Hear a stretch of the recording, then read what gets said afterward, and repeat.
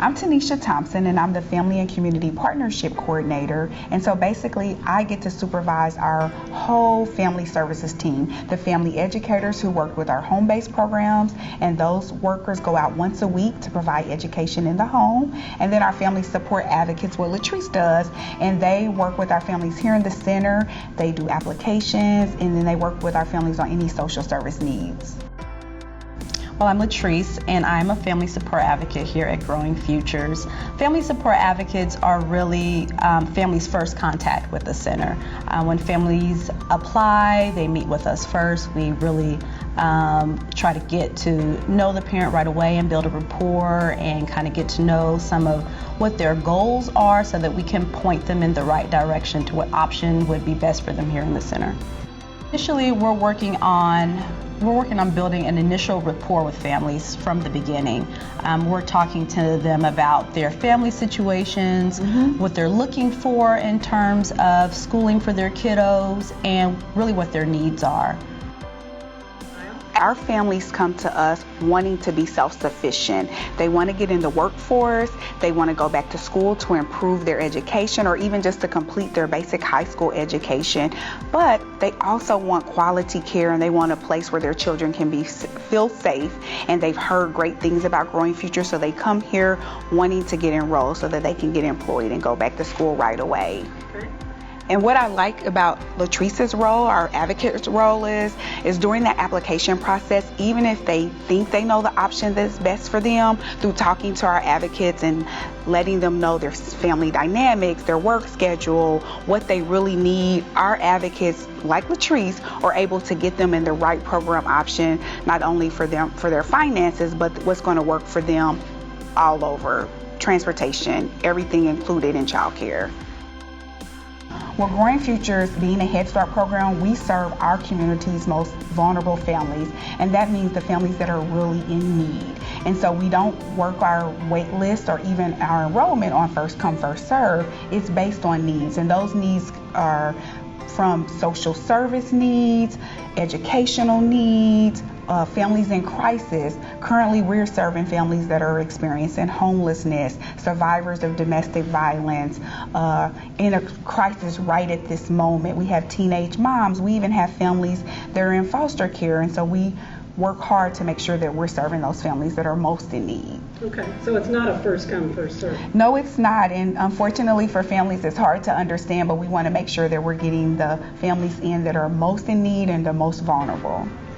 Our Policy Council is our parent governing board. It's comprised primarily of parents, at least 51%, and then the other portion are community resource leaders and people in the community. Policy Council is really an opportunity for parents to really delve into and learn in depth how Head Start is run, hiring to how money is spent, changes that are coming about. Parents get to learn about those things. They get to give their input and really decide on what the program looks like. Home-based options, and that's where you can enroll prenatal, and we work with those families all the way from prenatal up until they're 3. And our home-based option, we like to call it our school in your home. So even though you're in your home, you're still going to get all those screenings that we provide here. You're still able to participate in policy councils, our parent committee, and a family educator will work with you weekly for 90 minutes. That seems like a long time. Most people don't see their own family for 90 minutes, but it really allows that relationship to be built, that family educator to provide resources, and then that education needed for that family to be the first teachers. We also, here in the center, we have all day, and that's with our wraparound care. We do early Head Start, and that's our babies all the way up until 3. Then our Head Start programs are either our wraparound care, and those parents are working full-time, usually here from the time we open until the time we close, because those parents are working maybe 1 or 2 jobs. And then our newest addition is our extended day option, and those are our kiddos that get to come here 6 hours a day. They come July through June, and so they're here Monday through Thursday, 6 hours a day, and they're getting all the services just like all of our other options here. And those families, there's no charge to them, so it's a really, really great option. And to me, that our extended day is our first step in getting those families self-sufficient. Maybe they can't work full-time, but in those options they can start working part-time. They can start going back to school because they're getting 6 hours of free childcare, and not only a free childcare, but it's a quality care where their child is learning. They're getting the benefit of working with an advocate. They're getting those health screenings. They're getting those educational screenings. We're holistically serving those families no matter what option they're in.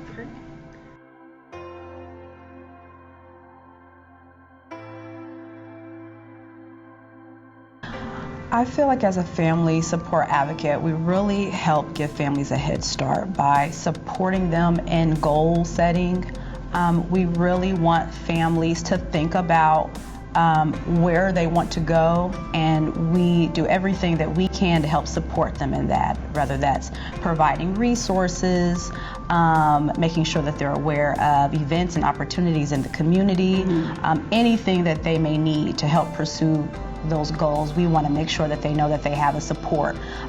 We sit down and we have a meeting about what goal setting looks like and what they can kind of expect from their family support advocate, and let them know that throughout the school year, if they need anything, that we're a resource, we're a liaison here for them. As we come across things that we think are going to support their goal, we're letting them know. We're texting, we're emailing, we're sticking something in their cubby saying, hey, I thought about you for this event that's coming up. Would you be interested in this? And really just kind of following up and making sure that we're supporting them the best way that we can. Yeah. We typically kind of look at sort of some major themes that kind of pop up when you talk about goal setting. Usually it's somewhere in the area of finances or education, vocation, even transportation. Yes. So those are some of the common themes that we see in goal setting. I believe my role here at Growing Futures helps our families get a head start because we serve families holistically, meaning we serve the whole family. We're not just concerned about your child getting a great education, but we're concerned about you, and that comes with goal setting. We want to make sure that everyone in that family feels supported, that they get the resources that they need, and that they are working towards becoming self-sufficient and being successful. So when they leave Growing Futures, not only are their children kindergarten ready and ready to go into elementary school, but as a family, they're ready to take on that next step.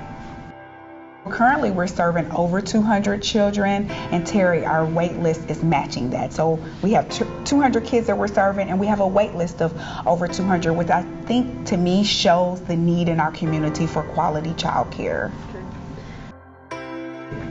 Most of our families want to be successful. They want to stand on their own. Even today, we have families in our center that won't take anything from us.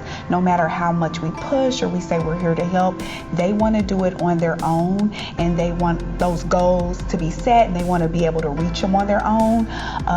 Our families don't want to hand out. And when they do receive things from us, anywhere from our free food, organizations that give us food to donate, or clothing, or health benefits, Terry, they want to give back, and they're always asking our family educators and our families advocates, hey, I have this, can I give it back to our Growing Futures families? Or I know how to speak this language, can I interpret documents for you? They want to give back, they want to be a resource, and they tell us how much that we've helped them, and they want to help other families in need.